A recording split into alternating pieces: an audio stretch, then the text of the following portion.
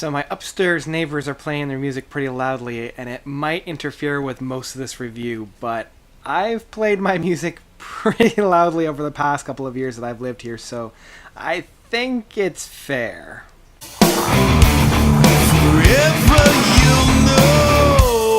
Psychotic Symphony by Sons of Apollo. So, I know, we're all excited for this band. The two notable featured players on this are Mike Portnoy and Derek Sherinian. Both of these individuals are pretty well known within the progressive metal scene. I don't really need to introduce Mike Portnoy. He was one of the founding members of Dream Theater and one of the most prolific drummers of our age. Outside of Dream Theater, he has worked on countless projects, Winery Dogs, Transatlantic, and even stepping into the shoes of already pre-established bands such as Big Elf and Avenged Sevenfold. And even Derek has quite a lengthy portfolio before him as well.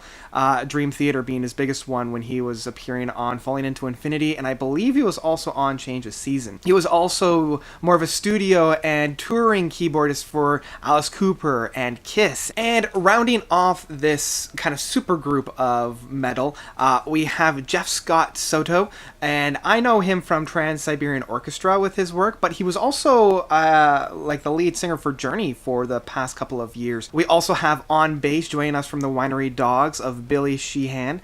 And then rounding us all off on lead guitars, we have Ron Bumblefoot Tal. He is from the Art of Anarchy and also working with Guns N' Roses within their Chinese Democracy. But he's also done a lot of solo stuff as well. Like, this guy puts out amazing guitar work. This album is, even though it's got a lot of personalities, the personalities come from the same vein and they use a lot of the same influences. And that really shines in this album. The biggest two influencers on this album, without a doubt, are the bigger 70s metal bands, like the proto-metal bands such as Uriah Heep and Deep Purple. There's a lot of songs that Derek just channels his inner John Lord and just gushes it out in that sense. And the playing style here for the other band members as well has that same kind of feeling. I could talk days about Mike Portnoy and his drumming styles, and you're never going to get a bad performance from Mike at this point. The one thing that I do love is that he serves the songs perfectly. Like, when he needs to just blow down the doors and kick it into the 11th gear, he's able to do it, but he's also able to take a little bit of a step back and just let the other players shine as well. Now, Derek and Mike are the two members that I'm most familiar with. The other band members do a standout job as well servicing the songs. Jeff Scott does an amazing job of providing the vocal rush that we need. He's got that kind of 80s hair glam without being over the top. Now, Ron Bumblefoot, this guy's playing style is fantastic, but at no point did it really blow me away. I kept waiting for that really either meaty hook or that really technical playing style or that very emotional oomph, but I never really got that. And maybe that's his playing style. Maybe that's just the box that he's in, and it could even be because these guys are so fresh playing together, they're still kind of feeling one another out. So I wonder if, I know that he's very confident in his solo stuff, and I know when he comes into a band, it's never really his band up until this point. I know he's done a lot of work with Art of Anarchy, but a lot of the studio work he's done with Guns N' Roses and whatnot, he's coming into somebody else's shoes. So having his own kind of band here and playing with others, maybe it's that development of the sound that we're looking for, and maybe in future albums we'll find that right niche, right? That right little oomph. I didn't really feel it on this album, but I think that's just, I don't think that's on him. I think that's just more of everybody feeling one another out first. And I think the only person I haven't really talked about is Billy Sheehan. His bass work is good. I don't really have any complaints about it. I never really felt wowed. I never really felt completely disappointed. So he serves the songs well. He's able to keep the groove, and it's never really in the way. So, it's all around all right. So the overall feeling, I've spent a lot of time kind of dissecting individual pieces as they make up this album and their contribution to it.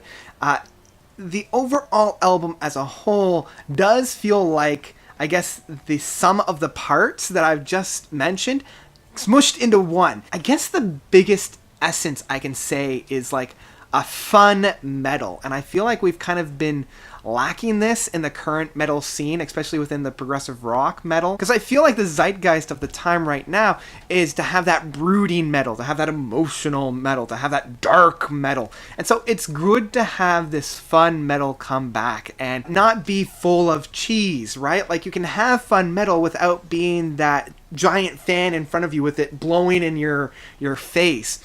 And I like that, right? Like, it's that fun atmosphere that we felt with like the live recordings of Deep Purple, where they're just having fun in the music that they found. Right off the starting track of Gods of the Sun, leading right into Coming Home, as well as Signs of the Time, these three tracks really showcase where everybody's coming from, and each one allows everybody to shine. They've got a little bit of time for Bumblefoot, they've got a little bit of time for Derek, Mike is providing that fantastic heartbeat throughout, and I can't help but have a good time while I'm listening to this music. It isn't actually until we get to Labyrinth that I'm starting to see the skills of the band, and it's not just like a automatic blow down the doors. When we have a little bit of the string section opening us out, I only thought it was going to last for like a couple of seconds and then boom, right into the band, but it builds upon itself. This is really the first track where the title of the album really matches the playing style of this track, like the Labyrinth. It does feel like a psychotic symphony here, and it just, like, it enters into that really strange time signature led by Mike, and everybody's playing around with it, and it just feels like it's a psychotic journey. And the symphony part is where we start to really feel it within this. Like, it sounds more of like a symphonic presentation of the music, a symphonic metal, and it is just a ball of fun.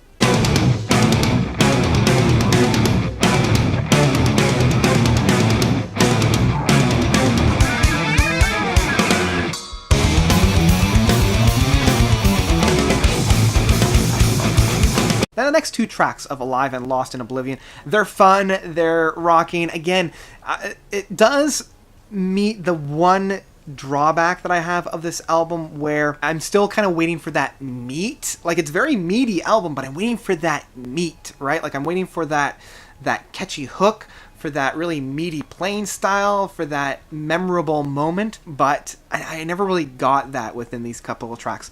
Figaro's Horror is a fantastic little interlude, and this is, again, John Lord being channeled by, he's like, Derek is contacting the ether and bringing John Lord into this, which flows perfectly into the Divine Addiction. Divine Addiction is probably one of my favorite tracks off of this album, just in its completeness. Like, I love the Gods of the Sun, I love Labyrinth, but I feel like Divine Addiction has a little bit more of that catchy atmosphere that I was hoping for with this band. It's one of the few songs that after I've listened to the album, I can still hum afterwards. And the album closes off with the strongest track. Might not be my favorite, but it definitely is the strongest track, with Opus Maximum. Yeah, this is where I know that it's prog metal because of the just over-the-top, a little bit pretentious atmosphere, and it's a little bit on the tongue-in-cheek and a little bit just on the nose in that sense, because it's also very self-aware. And it does kind of feel like the track from Train of Thought, A Stream of Consciousness. It has that same kind of essence, where it's got that one of the few real solidified moments where I'm like, there it is. There's that nugget of gold that I was hoping for. Playing around this almost maelstrom of chaos. And I guess that's where that Psychotic Symphony comes into. And it did feel like the Magnus Opus from Left Overtures from Kansas. I almost wish that this was placed just before Figaro's Horror, because I don't know if it services very well as a closing piece. Like, it's a fun piece, it's a strong piece to end an album off, but I don't know if it's that punctuation that we wanted to end the album. Like, this feels like either an exclamation mark or a comma with an exclamation mark, instead of like that period, that finalize, where I found with like Divine Addiction had that cut point. Overall, the caliber of musicianship on here is just a bunch of veteran players having fun, and I think if we approach this album with that mindset, we're going to have a good time. And that's really what I've been having with this album, a good time. Is it like the next masterpiece? no, it's not like a groundbreaking album. It's not like the next game changer in metal or progressive rock metal, and I'd even be hard to press to say this is a progressive metal album. It's just more of like a fun metal album. I also think that is exactly what they set out to do. And if a band succeeds at what they set out to do, then we have a successful album. And I think that's what we have here. And really, that's about it. I mean, if I were to rate this album, this would be a download album. This is one that I wouldn't rush out to get. If you're hungry for this kind of stuff, then get it on your computer and have it at your fingertips. So that's about it. I know this is a little bit of a longer review for me, but I really wanted to get all my thoughts out. What did you guys think? Did you love it? Did you hate it? How does it match up to your expectations if you had any coming in? Let me know of those by commenting down below. Thank you guys so much for watching. You guys are definitely the best. And until next time, notes out.